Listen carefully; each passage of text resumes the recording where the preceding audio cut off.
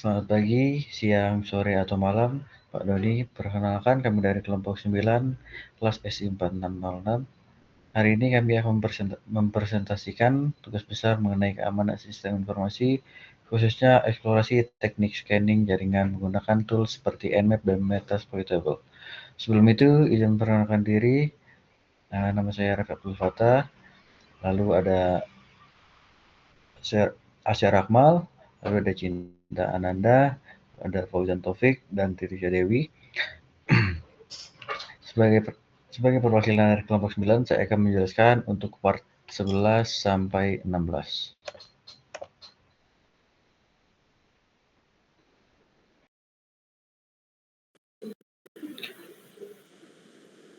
Nah, di part 11 ini setelah kita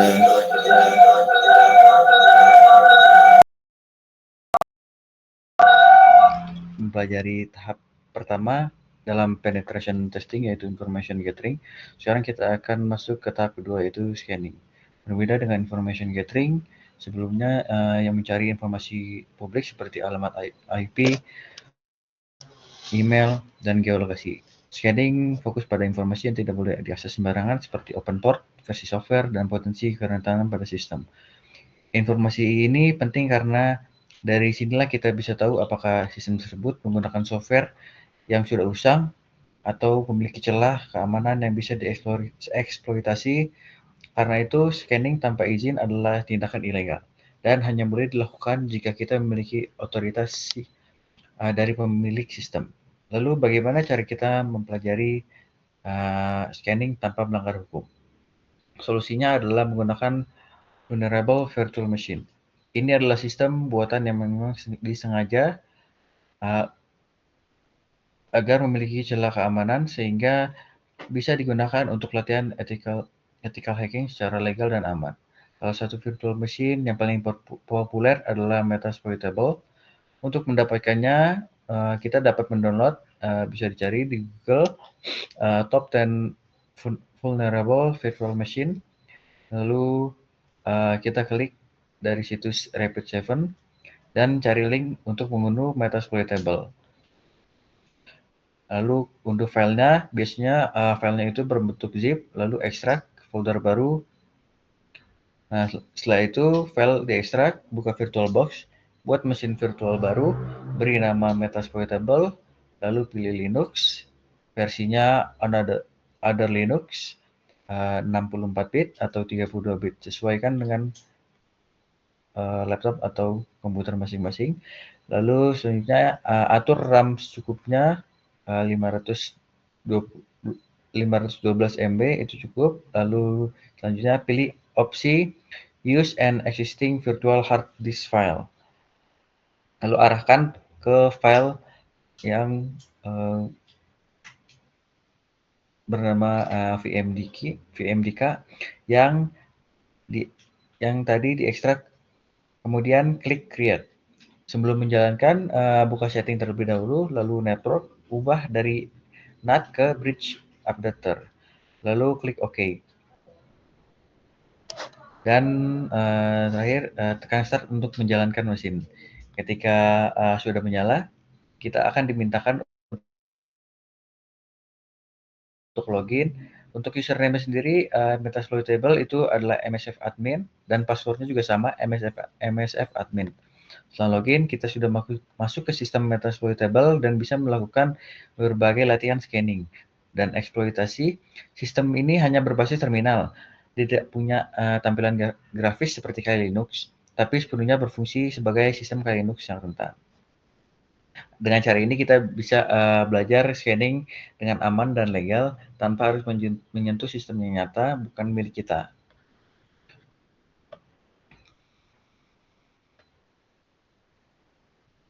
Nah, selanjutnya untuk part 12, sekarang kita sudah memiliki vulnerable machine, yaitu Metasploitable, yang dijadikan target untuk pelatihan scanning. Pertama-tama silakan jalankan Metasploitable, lalu login.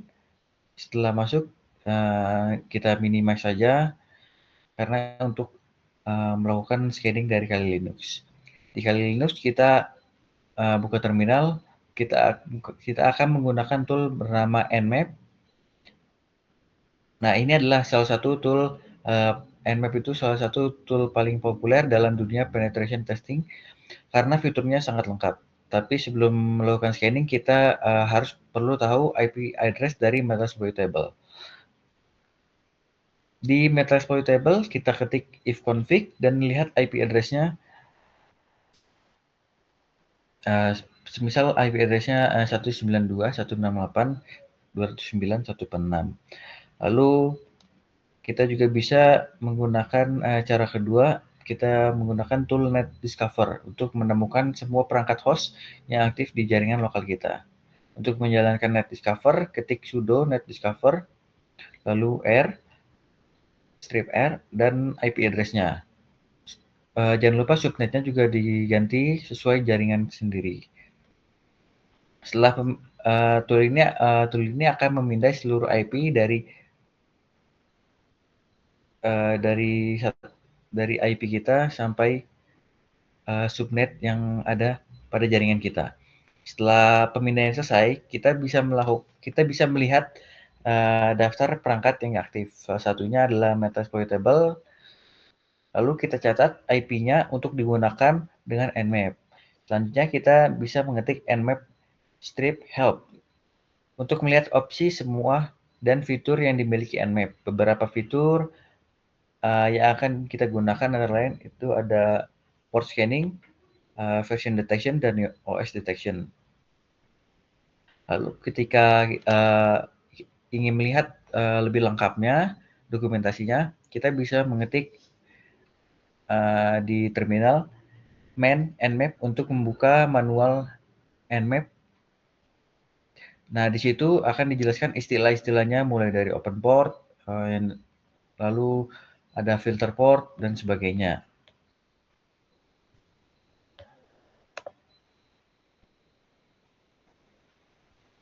Nah, ini adalah contoh dari man nmap.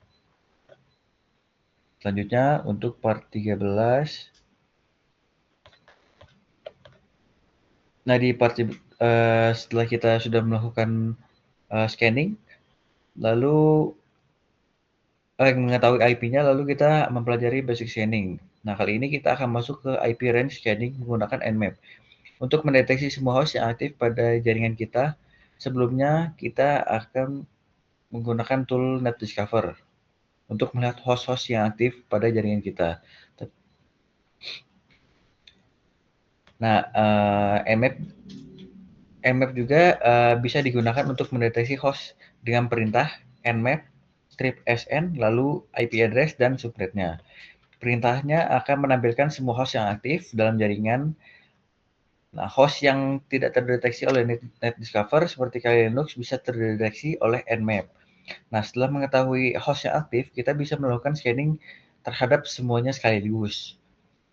Dengan dengan perintah nmap lalu IP address dan IP address yang dituju lalu subnetnya.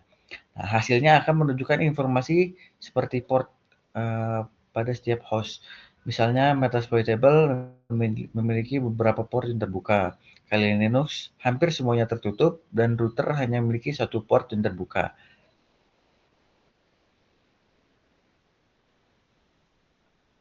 Nah, ada di mana kasus ini Nmap tidak mendeteksi host seperti Windows 11 karena sistem tersebut memblokir ping-nya. Untuk mengatasinya, kita dapat menggunakan opsi strip pn dengan perintah nmap strip pn lalu IP address dari Windows tersebut.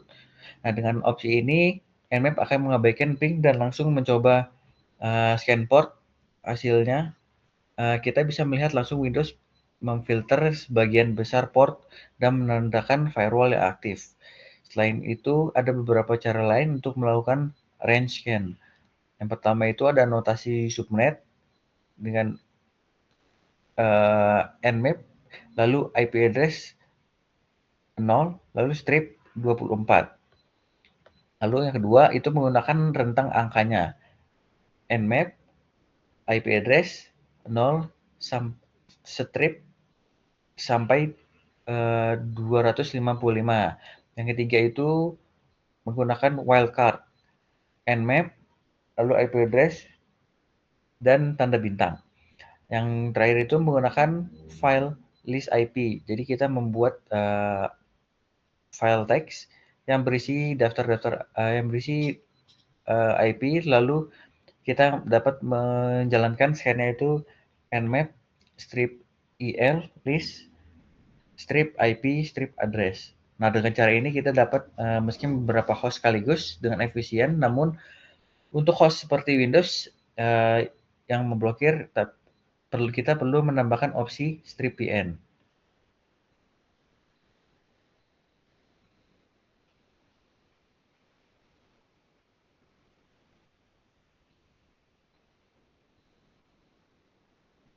Nah, ini foto screenshotnya kita menjalankan semua IP address dengan berbarengan untuk melihat port mana yang aktif. Nah, selanjutnya untuk di part 15.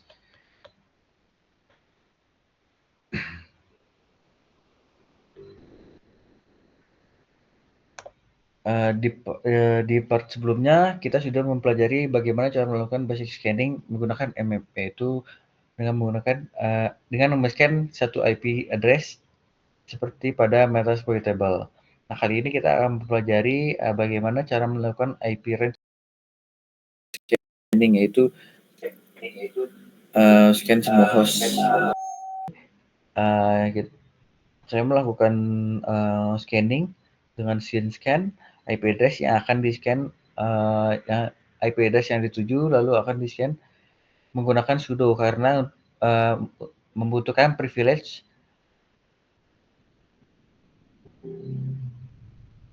Yang kedua ini screenshotnya ini melakukan scan menggunakan top scan.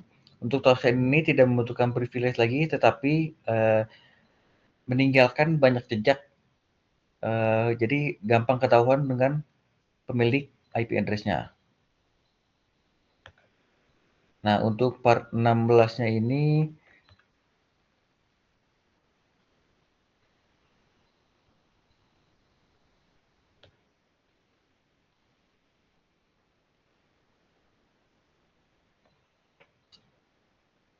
nah, di sini kita akan mempelajari iOS detection menggunakan nmap, memungkinkan kita mengidentifikasi sistem operasi target dengan cukup akurat. Nmap itu memiliki database yang lebih dari 2.500 OS dan jika berhasil akan menampilkan detail lengkapnya OS target kita. Jika tidak, nmap tetap memberikan estimasi OS yang dengan tingkat kepercayaan. Pertama, dilakukan OS scanning terhadap Metasploit Table, sebuah mesin virtual berbasis Linux dengan perintah sudo nmap strip 0 dan IP address-nya yang dituju. Lalu nmap berhasil mendeteksi bahwa Metasploit Table berjalan di VirtualBox. Bisa dilihat, VirtualBox bertipe General Purpose Device dan menggunakan Linux kernel versi 2.6. Ini juga terlihat data common platform atau CPE dan network distance yang menunjukkan jarak satu hop sampai menandakan target berada dalam satu jaringan lokal. Nah, selanjutnya percobaan dilakukan terhadap Windows 7. Hasil nmap mendeteksi bahwa OS tersebut adalah Windows 7 atau server 2008 yang berjalan di VirtualBox. Dengan informasi ini, tambahan dari yang ada, OS detail dan CPE yang sangat akurat. Untuk terakhir, percobaan scanning dilakukan pada Windows 11 yang berjalan di physical machine. Kali ini nmap tidak bisa memberikan hasil yang pasti, namun tetap memberikan estimasi. OS tersebut kemungkinan besar adalah Windows 11 dengan tingkat kepercayaan Windows 10 dengan tingkat kepercayaan 95%. Hal ini umum terjadi karena sistem baru seperti Windows 11 mungkin belum sepenuhnya dikenali oleh database nmap. Meskipun, tidak 100% akurat, informasi dasar OS, seperti Windows atau Linux biasanya sudah cukup untuk menentukan jenis exploit yang bisa digunakan pada tahap selanjutnya. Sekian dari kelompok kami. Wassalamualaikum warahmatullahi wabarakatuh.